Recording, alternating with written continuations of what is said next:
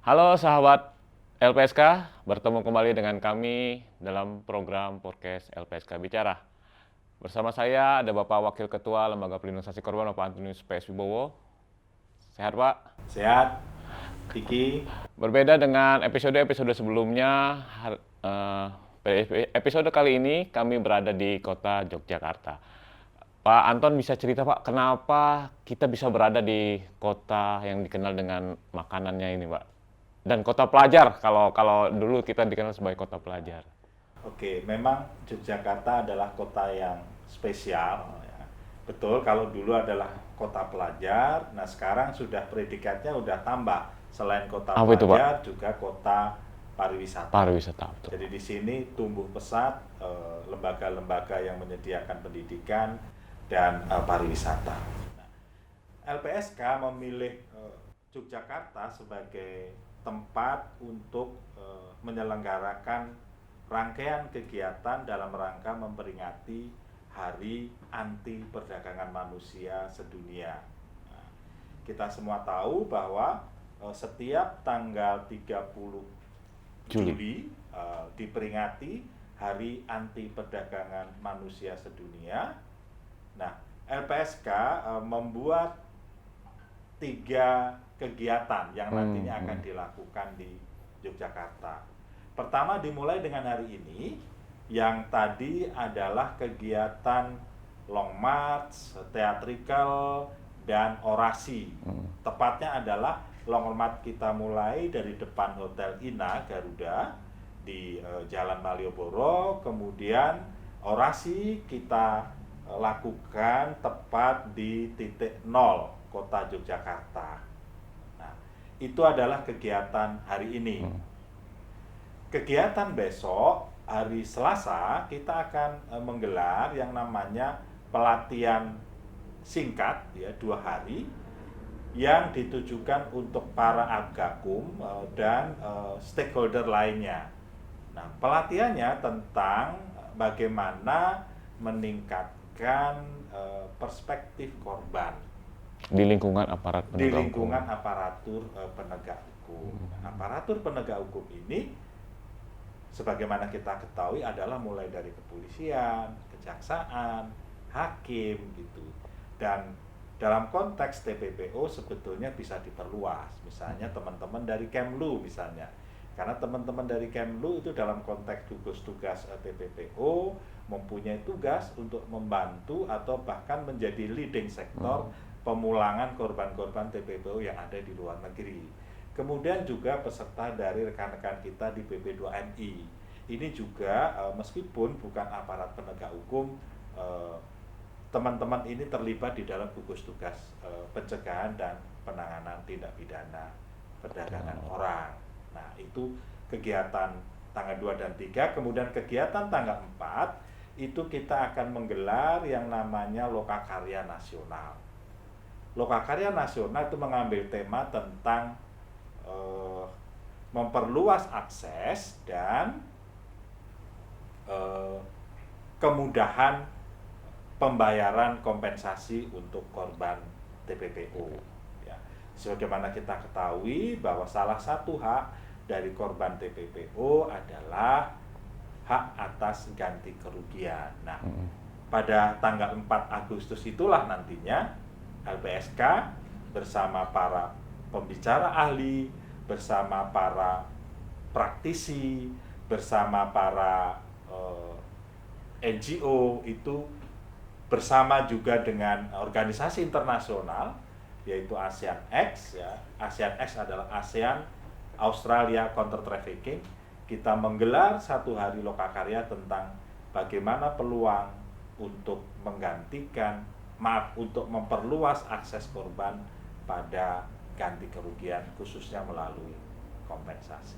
Jadi itu sahabat LPSK, ternyata peringatan tahun ini tidak kita rayakan dengan hanya seremoni ya Pak. Ya, betul. Kalau seremoni tadi ada long march, ada theatrical, tapi ada juga kegiatan lain dalam rangkaian yang sama, yaitu peningkatan kapasitas untuk teman-teman aparatur penegak hukum dan kelompok masyarakat lainnya yang terkait dengan penanganan tindak pidana perdagangan orang. Dari LPSK sendiri Pak, adakah catatan khusus tentang tindak pidana perdagangan orang kalau melihat beberapa tahun terakhir? Ya, berdasarkan refleksi saya gitu ya sebagai yang mengampu penanganan korban TPPU di LPSK, saya memberikan 3 buah catatan gitu ya. Catatan yang pertama itu adalah mengenai proses peradilan yang lama. Ya. Ini bukan hanya berlaku untuk peradilan perkara TPPO ya. Memang peradilan di kita itu perjalanannya lama, mulai dari lidik, sidik, rentut, tuntutan, persidangan, kemudian eksekusi. Ini panjang. Nah, lamanya proses peradilan ini kurang sejalan dengan kebutuhan korban TPPO. Korban TPPO ini kan rata-rata berasal dari keluarga yang memang terdesak kebutuhan ekonominya.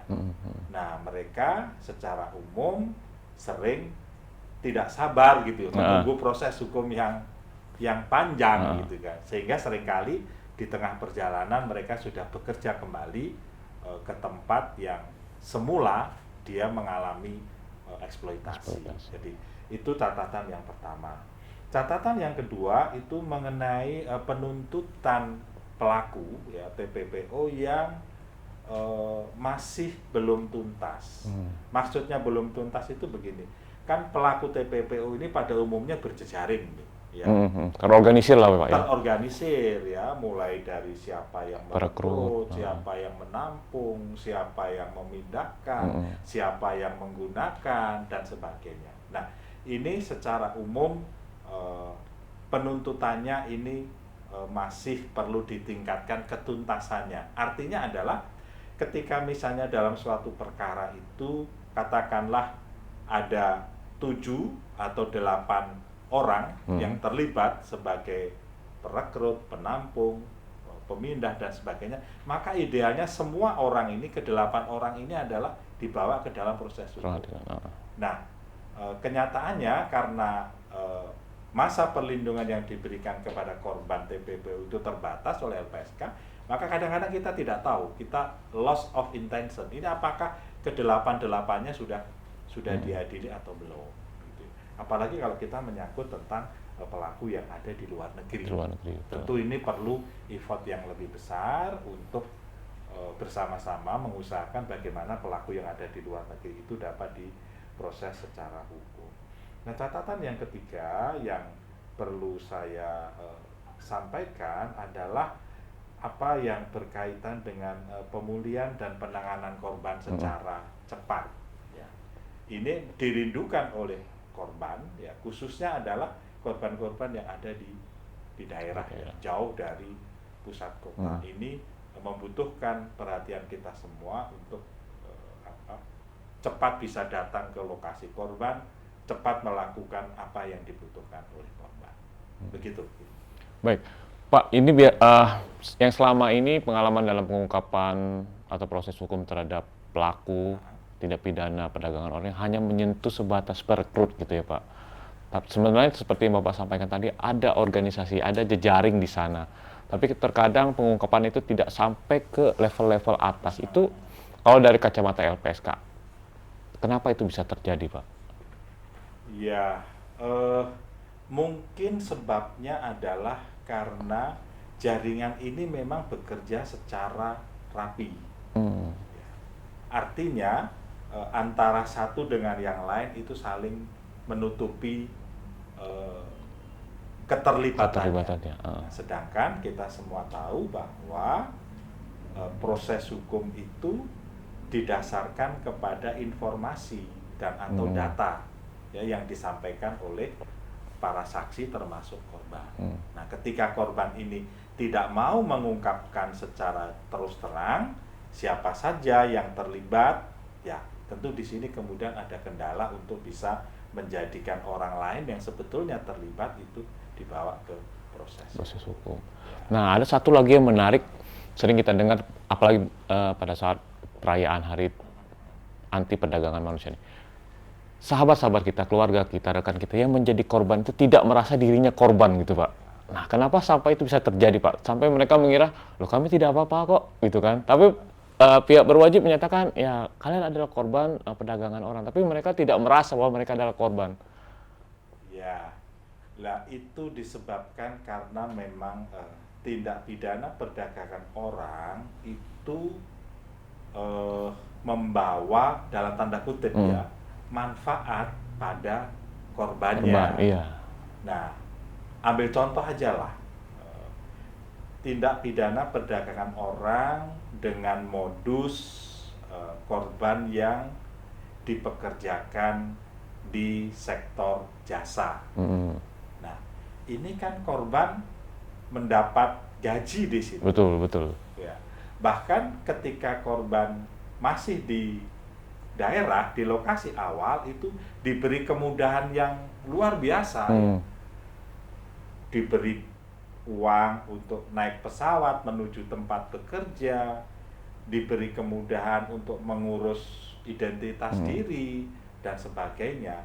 Jadi korban ini merasa memperoleh manfaat. Betul. Dari sebetulnya manfaat itu dari kejahatan, maka kemudian merasa tidak menjadi korban, padahal dia itu korban. Oke. Nah, itu dalam konteks pelaku dan ini korban. Dalam konteks korban sendiri, Pak, dalam tusinya LPSK sebagai lembaga yang berwenang memberikan perlindungan dan bantuan, apa saja tantangan, Pak, yang dihadapi LPSK dalam memberikan perlindungan dan bantuan kepada, khususnya kepada teman-teman menjadi saksi atau korban dalam konteks pidana perdagangan orang ini, Pak? Ya, tantangan yang bisa saya sebutkan, salah satunya adalah mengenai tadi lamanya proses peradilan. Itu menjadi tantangan yang sampai hari ini kita belum menemukan formula solusinya seperti apa. Tantangan yang kedua adalah tentang keberadaan atau lokasi korban yang seringkali itu memang berbeda dengan lokasi dijalankannya proses hukum. Ini sebuah tantangan. Seringkali LPSK mendampingi korban ya yang domisilinya itu misalnya di provinsi Jawa Barat gitu, tetapi proses hukumnya itu dijalankan misalnya di provinsi lain ya, entah itu Sumatera Utara, entah itu Nusa Tenggara Timur. Nah, ini adalah tantangan yang sering kali kita hadapi. Nah, namun ya tantangan ini bisa diminimalisir, bisa diminimalisir dengan kerjasama yang baik antara LPSK dengan aparat penegak hukum ya. Beberapa kali LPSK mendapat kemudahan mendampingi korban dengan cara misalnya korban itu dihadirkan di persidangan tetapi tidak secara langsung di persidangan ya. Korban hadir di kantor LPSK, kemudian dari kantor LPSK dilakukan pemeriksaan langsung jarak jauh, dia melalui teknologi informasi dan komunikasi, sehingga misalnya sidangnya di kota lain, korbannya ada di kantor LPSK, ini pengambilan keterangannya tetap bisa dijalankan. Nah, ada satu lagi yang menarik, Pak, soal korban berulang, apa ya bahasanya ya, Pak? Jadi misalkan nih dia kita keluarkan dari satu tempat hiburan di daerah A, proses hukum berjalan, tidak lama setelah itu sekian bulan, khususnya kami nih, Pak, yang dari Humas ini biasanya berkomunikasi dengan masyarakat, tiba-tiba mereka mengirimkan pesan ke media sosial LPSK, Pak, bisa nggak bebaskan kami lagi? Nah, gitu kan, kami lagi. Saya tanya posisi di mana? Sekarang di utara Jakarta misalkan. Nah, untuk hal-hal yang seperti itu, LPSK apa tanggapannya, Pak, untuk teman-teman yang ya sekian kembali jatuh ke lubang yang sama, menjadi korban di kasus yang sama seperti itu, Pak? Tentu LPSK ikut prihatin ya adanya kasus-kasus seperti itu. Nah, LPSK berharap memang para korban itu juga harus mau belajar dari kejadian-kejadian di masa lampau yang menimpanya dan kemudian menjadi korban. Nah, ketika korban itu mau belajar, maka hal yang bisa dilakukan adalah mari korban itu meningkatkan skillnya. Mari korban itu kemudian mencari lapangan pekerjaan di bidang yang lain, ya. Kalau kemarin misalnya bekerja di sektor jasa, ya mungkin sekarang jangan lagi bekerja di sektor jasa. Nah, dalam konteks meningkatkan skill kepada para korban, itu sebetulnya LPSK punya sarana kan? LPSK punya program perlindungan yang namanya itu rehabilitasi psikososial. Nah, maka sebetulnya para korban ini bisa bersama LPSK untuk misalnya mengikuti pelatihan, ya, entah itu pelatihan misalnya menjadi barber gitu ya, pelatihan menjadi barista, pelatihan menjadi tukang masak gitu ya, chef gitu ya, sehingga bekerjanya nanti bisa pindah ke sektor-sektor yang lebih quote and quote lebih aman. Nah, sebenarnya tugas kita banyak dong berarti ya Pak. Sebenarnya tidak hanya mendampingi teman-teman menjadi saksi korban dalam proses peradilan, tapi setelah itu bagaimana korban itu bisa berdaya dan kembali ke kehidupan sosialnya dengan keterampilan yang mereka miliki. Nah, untuk program psikososial sendiri Pak, bisa bercerita pengalaman-pengalaman kita Pak untuk memberikan atau apa saja yang telah dilakukan LPSK khususnya dalam konteks psikososial. Apakah LPSK bisa melakukan sendiri atau membangun kerjasama dengan pihak-pihak yang sama konsennya terhadap pemulihan korban-korban ini Pak? Ya, program psikososial LPSK selama ini itu dilakukan mandiri maupun juga dilakukan secara kerjasama dengan pihak lain. Nah, program psikososial yang dilakukan secara mandiri ini jumlahnya masih sedikit. Sedikit dalam hal jumlah dan juga sedikit dalam hal nominal. Mengapa? Karena regulasi yang ada di dalam Undang-Undang Nomor 31 Tahun 2014 itu menyebutkan bahwa LPSK di dalam rangka melaksanakan program psikososial memang menjalin kerjasama dengan pihak lain.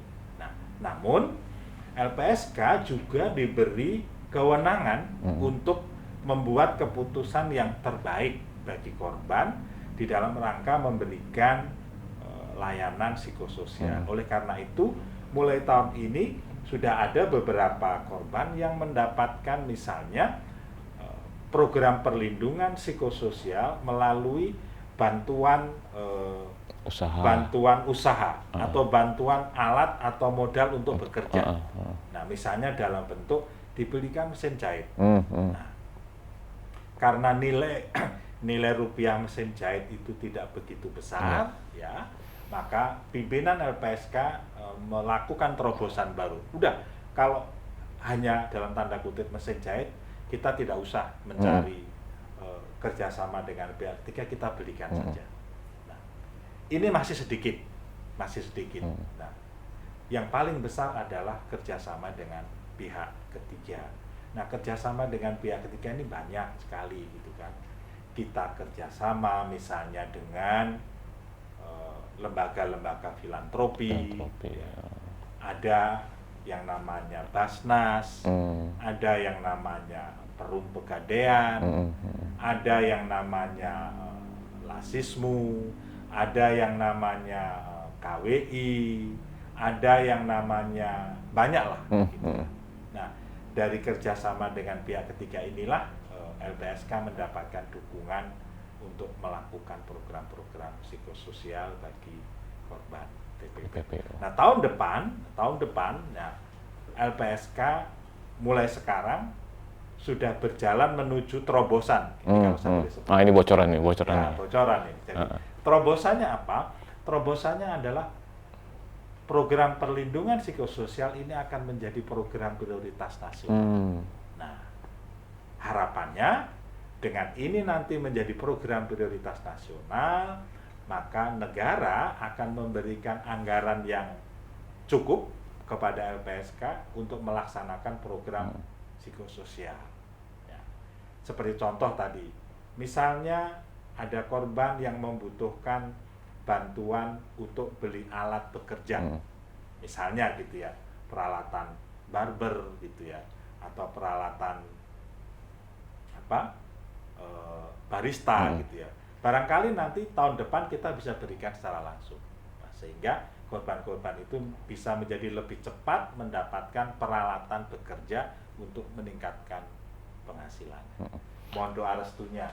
Kita haraplah program nasional ini berjalan lancar, karena memang jika ditarik akar masalahnya, TPPO adalah himpitan ekonomi ya Pak, kurangnya lapangan pekerjaan, sehingga ya salah satu cara ya bagaimana LPSK juga ternyata mendapatkan dukungan dari pemerintah dan dari negara dengan melalui program psikososial. Mudah-mudahan tahun depan program ini bisa berjalan. Nah, terakhir Pak Anton, bagaimana sih kita memberikan masyarakat itu agar mereka peduli bahwa ini loh bentuk kejahatan perdagangan manusia itu. Mereka bisa mengenali sejak dini gitu Pak, sehingga bisa ya paling tidak bisa mencegah keluarganya, teman, rekan di sekitarnya agar tidak terjebak dalam jaringan perdagangan manusia ini Pak. Ya, cara yang relatif mudah adalah bertanya kepada penyintas. Nah, jadi penyintas ini memang perlu dilibatkan oleh LPSK di dalam rangka memberikan sosialisasi kepada masyarakat luas tentang bahaya tindak pidana perdagangan orang. Menurut literatur yang saya baca, ini sekarang sedang tren ini, yaitu engagement victim of trafficking in person untuk meningkatkan awareness community tentang bahaya tindak pidana perdagangan orang. Jadi itulah cara yang paling mudah untuk mengetahui ini tindak pidana perdagangan orang atau bukan. Jadi bertanyalah kepada penyintas. Tentu juga bisa bertanya kepada aparat penegak hukum, ya. Bisa bertanya kepada LPSK. Begitu. Baik, terima kasih Pak Anton. Itu sahabat LPSK, mudah-mudahan ada yang bisa diambil dari diskusi kita seputar tindak pidana perdagangan manusia. Kenali modusnya, bantu korbannya, infokan kami LPSK, dan kami juga akan tetap mengupdate informasi-informasi tidak hanya dalam kasus perdagangan orang dan tindak pidana lainnya menjadi kewenangan LPSK dalam website dan akun-akun media sosial kita. Itu Pak. Saya Farul Rakiki. Sampai jumpa dalam podcast LPSK Bicara selanjutnya. Assalamualaikum warahmatullahi wabarakatuh. Waalaikumsalam. Terima kasih sahabat LPSK. Terima kasih ya Pak. Sama-sama Ki. Tos Ki. Salam anti trafficking. Anti trafficking.